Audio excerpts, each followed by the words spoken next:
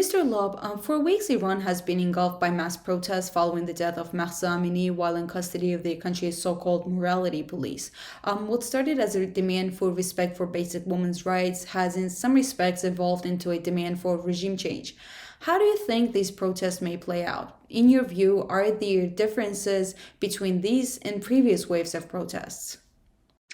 Yeah, there are differences in terms of what has started it. In 2009, when I was in Iran, they had the Green Movement protests, of course, that revolved around realities and perceptions of electoral fraud. In 2019 and 2017, 2019, you had protests that started with economic grievances, relaxation of subsidies, increase in basic goods and commodities. That then moved into the political realm. And of course, as you said, these protests started more around social issues in terms of women having control over their bodies and the hijab issue and police brutality, something that we could also identify with to some extent here in the West. And eventually these protests move in a political direction where there's calls against the supreme leader and other political elites and regime change. In terms of where it's going to go, it's hard to be optimistic for regime change, given that the state really digs its heels in these situations, both in practice and in rhetoric. So when you look at the rhetoric of elites, they're not referring to these activists and citizens as protesters, but as rioters, as infidels, which is punishable by death, as foreign agents of the enemies of the Islamic Republic. So there's very little wiggle room for compromise, and we're seeing that in the brutal crackdown by the security forces and the death sentences that are being issued, and the forced confessions that are being, as we see time and again. And so, what has happened is we have much more frequent and intense waves of protest and repression. There was more of time elapsed between 2009 and 2017. But since 2017, we see this frequency and intensity of protest and repression. And if there's no substantive reform and there's no, as some moderates and reformists call for, a dialogue, a national dialogue, or the regime giving in anything to these demands, then we're probably going to seek just continued cycles more frequently, more intensely of protests and repression moving forward. One of the aspects of these protests is that they're not concentrated in one or two areas and have spread to all parts of the country, including regions with large ethnic minority populations who are playing a major role in it. How does this factor in the importance of these protests? What do the protests, say by Azerbaijani Turks, Kurds, and Baluchis for cultural and political autonomy entail for the political landscape in Iran? Yeah, I think it features very prominently. I mean, of course, you could see that these protests have been unified along geographic lines. They've been more and more widespread geographically, demographically, among different age groups. And the ethnic population is certainly very important. I mean, given the fact that Mahsa Amini came from the Kurdish territories, was traveling to Tehran before she was detained. The Kurdish dimension has been prominent in this, and we've seen it as the state has been on the defensive. They've actually lashed out, not just in Iran, but across the border with Iraq, against Kurdish movements, parties, and militias that they feel they're on the defensive against and they feel threatened by. The same thing in the Baluch territories. There was a day that they call, I believe, Bloody Friday, where citizens and activists were killed by security forces. And it's given prominence to community and to religious leaders in these areas, and I imagine there's a similar dynamic playing out in the Azerbaijani territories of Iran as well, where these populations for many years have felt socially and politically and even culturally and religiously, among some of them, marginalized by the state and feel like they're second-class citizens. And they feel that politicians in the past, even reformist and modern ones, promised greater inclusion for them in politics, in the economy, in society, and those promises have not been delivered.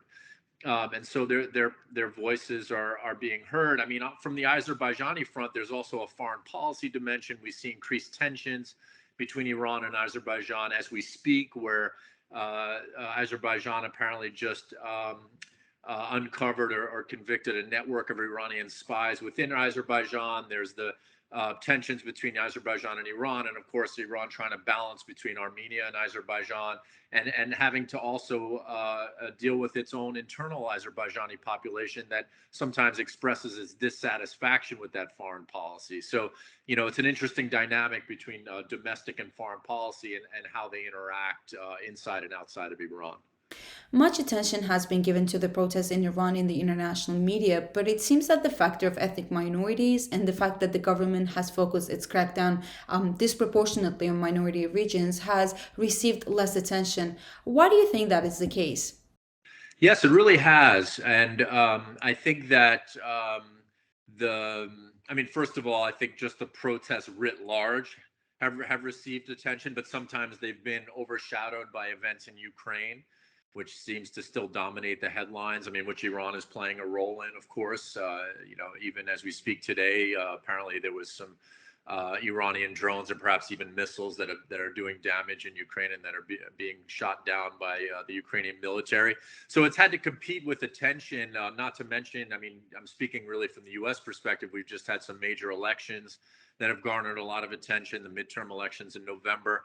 And so, the protests, they'll receive attention writ large, and also around this issue of women's rights, which perhaps, if we're thinking more globally or in the West, that galvanizes people who have expressed unity and solidarity with these female activists, cutting their hair, exposing their hair,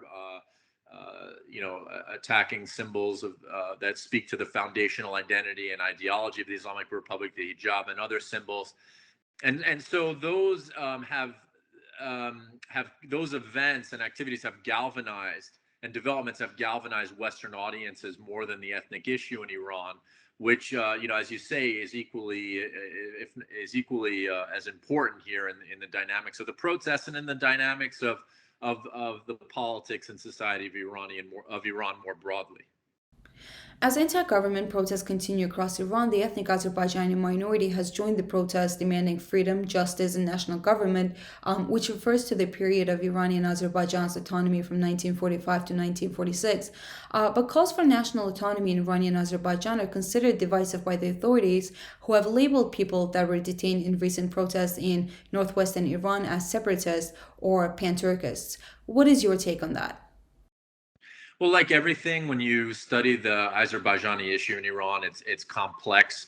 Of course, just like with the Baluch and the Kurds and other groups, there's concerns by the state of separatist ambitions versus just wanting to be more inclusive. The Azerbaijani and other ethnic groups, they're activists. Some of them calling for just greater inclusion in the polity and the economy and society, culturally, etc. And that the Iranian authorities may at times either confuse those demands, or they may intentionally conflate them to securitize the issue and to justify cracking down on these activists and citizens, whether again they have separatist claims or whether they're just calling for greater inclusion within the polity and society. And again, these dynamics are also complicated, as I mentioned earlier, by foreign geopolitical issues, the tensions between Iran and Azerbaijan and Armenia on the other side, and regional actors involved in that conflict, which has once again flared up in the region. And then also, looking even domestically in Iran, we have some prominent elites, including the supreme leader, who come from the Azerbaijani community. And yet they feel that in itself may compensate for the marginalization that just day-to-day people experience, when in fact it doesn't, right? And so we have to just look deeper in these communities and see the marginalization and disenfranchisement that they face on a day-to-day basis, despite the token individuals who may have ascended into the elite ranks.